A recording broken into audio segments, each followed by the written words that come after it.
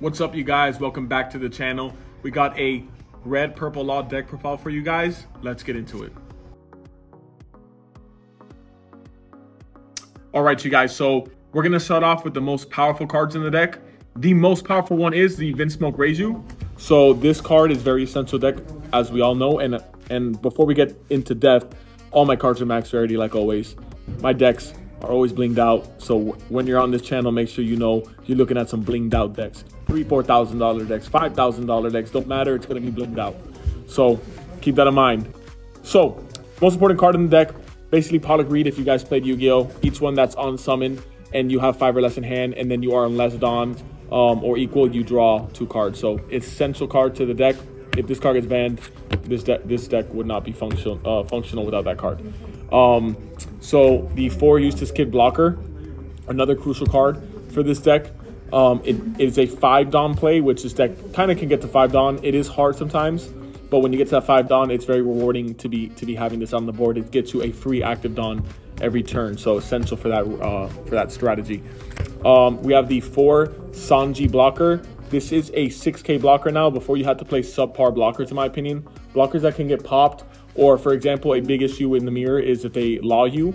If they law you in the mirror, they reduce this by 2K, only goes to 4. So an issue with small blockers is they do get bounced by the leader. So great card, does cheat the game, cheat the mechanics of the game by letting you play it as a 3 cost instead of a 6 cost. So that card's amazing. And then the aggro card in the deck. I tried other aggro cards. Like I tried the Zoro, the 3/5 Zoro. I don't really like what it does for the deck. It's cute and all. It does take a card out of your opponent's hand essentially, but it doesn't do much. This is a 4/7. So that's why this card is so good. It gives you that 7K, and you can cheat it out with the leader. So that card's amazing. And then we have the 3 standard queens. People usually play 3. Some people play 4 because draw power is essential, but it is hard to get to 5. So it could be a 4 of. I do like it. So you're kind of playing like 8 Reijus if you play 4, but it's a subpar Reiju. So we do try to keep it at the 3 count. But you do want to see it. And then we have we're gonna go to the part of the deck which is Don management. So this card right here lets you create a free active Don. You drop it on 4. You can drop it with 4 naturally or with the leader effect. So this card's amazing at copying attacks when it swings. So amazing card. So can't stress in the mirror match. You don't summon this card. So keep in mind, you guys, it is a free bounce in the mirror match. So keep this in your hand as a 1K counter. We have the overall best Don management card, which is Ain. It's just a 4/5 that gives you 1 Don at any point, so it doesn't matter what point of the game you're in. And then we have the best 2K in the deck, which is the Shachi Penguin.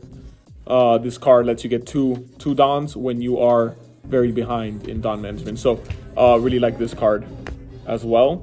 And then I personally play 3 Bepo. I think it's one of the best cards in the game. In the mirror, it's awkward, so you just keep it as a 1K counter. But in other matchups, it's just always it could create 2 Dons essentially. So Don, like I said, Don creation in a deck where you're negging 3 is essential, and this is really gets in there. And if it sticks on the board, it's always a +1. So if you don't like this card, you can take it out and play some other techs. But I want to get 4 or 5 creatures that create Don. And then we have the 4 laws. These 4 laws are of course, we got the winter ones, blinged out. It's essential, then this part of the deck we're getting to, it's essential that you reduce creatures' attacks. Because if not, if you don't do that, your deck really doesn't do much. So the whole goal of Law, how it functions mathematically, is you're losing cards trying to reduce. So for example, if I go Gordon or Raise Max, which we'll get to, those are -1s. So now therefore you got to recreate that resource. So yes, you're negativing 1 yourself, but you are removing a creature on the board, so you kind of neutralize, and then your deck needs to recreate those resources because you are a 4 life leader. Plus, you lost a card, so that's what the deck really tries to struggle with, and you need to manage. How would I say? You need to be able to manipulate attack points, which is very important. And then you have the 4 Otama, which is essential. It's a 2K that has that 2K reduction, so you can pair this with a Law, and you're reducing 5K. So very essential, and it has that flexibility of being a defensive card. And then I don't know how you don't play 8 of these. If you don't see these, you can't play the game. So when you have 2 of these, you can pretty much out. These are just reduction cards. They both have the same effect, bottom deck itself, and reduce a creature by 3,000. So in multiples, they're powerful. Basically a 2 cost negative 6k when you have it in multiples. And really what makes the deck function in the long run. Of course, Reiju is essential in this deck for resources, but what lets you function in the long run and have that consistent reduction is the Gordons and the Law. So some people aren't playing Law or playing minimal copies of Law, which I think is incorrect. At this current moment in the meta, in the mirror match, it is crucial. So keep that in mind, because when they have 5k bodies on board, you just go Law, reduce it to 3, bottom deck, and now you are in a better game state. You are clearing the board and you are progressing your game state. So if you guys have any questions, please comment and make sure to like the video. It's very important. We want to keep that content coming to you.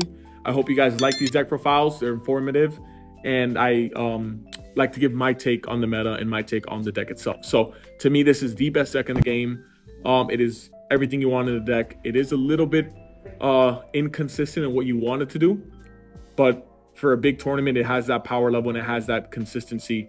Not like we knew with Sakazuki, where you can filter your hand and you can do certain plays that other decks can't do. Of course, you had the black and the blue cards. So this is kind of similar. You have your purple and your red cards. So you have a little bit of aggro, reduction, and then you have your purple Dawn control. And then your leader bounces and reduces your Dawn. So your purple cards make up for that by giving you that Dawn. So hope you guys like the video, and appreciate everyone that stuck through it. And if you, like I said, if you have any comments, questions, please comment down below and let me know.